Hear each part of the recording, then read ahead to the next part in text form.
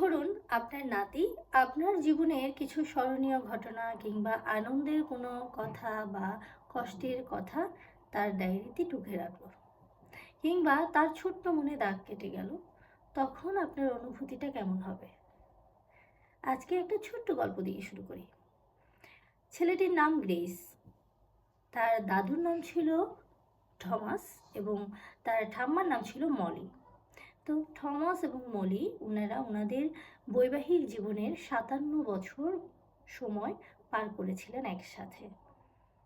তো এই সময়টাতে তাদের মধ্যে ছিল সেই দারুণ রসায়ন, তাদের মধ্যে ছিল সেই দারুণ ভালোবাসা এবং খুনসুটি, যাই স্বাভাবিক থাকার কথা। তো তবে সেটা স্বাভাবিকের চেয়েও অনেক বেশি দারুণ ছিল, অনেক বেশি পজিটিভভাবেই সেটা অনেক বেশি গ্রো করেছিল।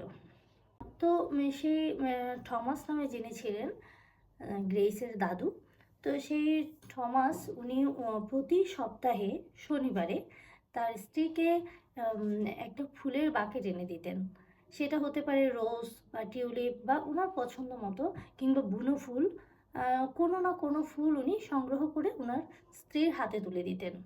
ওনার স্ত্রী যখন ঘুমে থাকতেন, সেই শনিবারে যখন ওনার স্ত্রী ঘুমে থাকতেন, তখন থমাস গিয়ে প্রায় 1 ঘন্টা 1.5 ঘন্টার জন্য বাইরে চলে যেত, এসে ফুল নিয়ে আসতো। তখন তার স্ত্রী কিচেনে গিয়ে দেখতে পেত তার কিচেনের সামনে একটা ফুলদানিতে ফুলগুলো আছে, সাজানো আছে। এটা প্রতি শনিবারের একটা কার্যক্রম বলা চলে। তো এক সময় থমাস বয়সের কারণে অসুস্থ হয়ে পড়েন এবং 1 সপ্তাহ বিছানায় থাকার পরে উনি মারা যান। তখন ওনার স্ত্রী অনেক বেশি ব্যথাতুর হয়ে পড়েন এবং উনি খেয়াল করলেন যে পরের সপ্তাহে যেই শনিবার আসলো, সেই শনিবারে ওনার কিচেনে রাখা সেই ফুলদানিতে কোনো ফুল নেই। উনি অপলক সেই ফুলদানির দিকে তাকিয়ে থাকলেন, ভাবলেন এই বুঝি শেষ। তো এর পরের শনিবারে এসে দেখলেন যে একজন লোক কলিং বেল চাপলো এবং গ্রেস গিয়ে সেই দরজাটা খুলে দিল। লোকটার হাতে ছিল একটা ফুলের তোড়া। কি ফুলের তোড়া সেটা আমার মনে নেই, তবে ফুলের তোড়া ছিল। তখন আর হাতে ছিল একটা চিরকুট। তো সেটা গ্রেসের হাতে দিয়েছিল। গ্রেস তো অবাক হয়ে গিয়েছিল। তারপর গ্রেস সেটা এনে তার ঠাম্মার কাছে দিয়েছিল।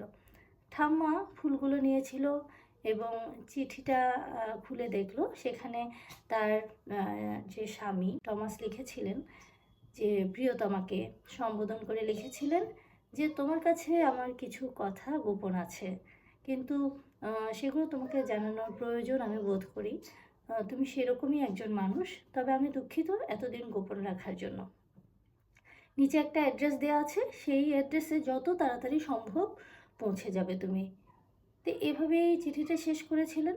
আর সেটা দেখে গ্রেস এবং তার ঠাম্মা তো অবাক এবং কিছুটা যে ভয় পেয়ে গেল। এটা কি হতে পারে? হয়তো তার দাদু, মানে গ্রেসের দাদু কি তার ঠাম্মাকে কোনো না কোনোভাবে একটু কি ঠকিয়ে ফেলেছে? বা নানা ধরনের প্রশ্ন তার ঠাম্মার মনেও আসছিল। তো তার ঠাম্মা ভাবছিল কি হতে পারে, কি দুঃখিত হয়ে তার এই চিঠিটা পৌঁছানোর কারণটা কি হতে পারে। হয়তো কোনো না কোনোভাবে ঠকিয়েছে, এমনটা হতে পারে। কিন্তু গ্রেস বিশ্বাস করতে পারছিল না, কারণ সে তার দাদুর চোখে তার ঠাম্মার জন্য ভালোবাসা দেখেছিল। মানে একটা দিনের জন্য সে আর যে তার প্রতি অবহেলা কিংবা বিরক্তি কিছুই দেখতে পায়নি। তো সে অবাক হয়ে গেল। তার ঠাম্মাও ভাবছিল যে প্রতি শনিবার 1 ঘন্টার জন্য বাইরে চলে যেত, 1 ঘন্টা 1.5 ঘন্টা পরে ফিরে আসতো। তো এতটা সময় সে কী করত? হয়তো সেই যে যে অবহেলা বা সেই যে ঠকানো, এটার বিনিময়েই ফুলগুলো দিত। এমন নানা ধরনের ভাবনা তাদের মনে আসে। তো অবশেষে তারা যে নাতি এবং তার ঠাম্মা, তারা দুজনে গিয়েই সেই অ্যাড্রেসে উপস্থিত হয়।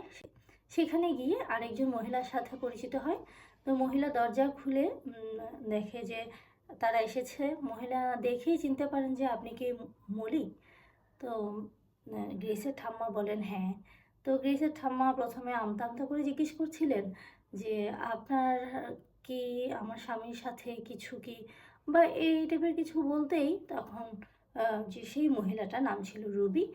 তিনি বললেন, "না, না, উনার সাথে আমার কোনো ধরনের কোনো সম্পর্ক ছিল না। তবে আমার একটা দায়বদ্ধতা আছে। উনি আমাকে বলে গিয়েছিলেন এটা করতে। উনার আপনার প্রতি অনেক, অনেক বেশি ভালোবাসা ছিল, যা আমি আগে কখনো কারো মধ্যে দেখিনি।" তখন যে ওনাদেরকে ভিতরে রাখলেন, গ্রেস এবং তার ঠাম্মা ভেতরে ঢুকলো। তারপর তাদের ব্যাকইয়ার্ডে নিয়ে গেল এবং সেখানে দেখতে পেল বড় একটা বাগান। আর সেই বাগানে রয়েছে অনেক ধরনের ফুল। তো তখন সেখানে রোজ, টিউলিপ আরও বিভিন্ন ধরনের ফুল, বুনো ফুল সব কিছু দেখিয়ে রুবি বললেন যে সপ্তাহে ১ দিন এসে উনি এগুলো দেখাশোনা করতেন, যা, যা দিক নির্দেশনা দেওয়ার দিতেন। এবং এটা ৩ বছর হলো উনি এই পুরো জায়গাটা কিনে নিয়েছেন এবং এটাতে উনি বাগান করেছেন শুধুমাত্র আপনার জন্য। তো সেখানে রুবি আরও একটা চিরকুট গ্রেসের ঠাম্মাকে দিলেন। গ্রেসের ঠাম্মার চোখে তখন পানি টলমল। সেখানে লেখা ছিল প্রিয়তমা সম্বোধন করে যে, "এই বাগানটা তোমার জন্য। যখন আমি থাকবো না তখন কিন্তু তোমাকে ফুল দেওয়ার মতো কেউ নেই, সেটা তুমি মনে করো না। এই পুরো বাগানটাই তোমাকে ফুল দেবে আমি হয়ে।"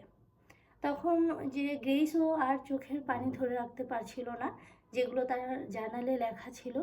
আর তার ঠাম্মাও তো অবিরত কাঁদছিল। ভালোবাসার প্রকাশ একেকজন তো আমরা একেকভাবে করি, তাই না? কিন্তু ভালোবাসার প্রকাশ হওয়াটাও জরুরি।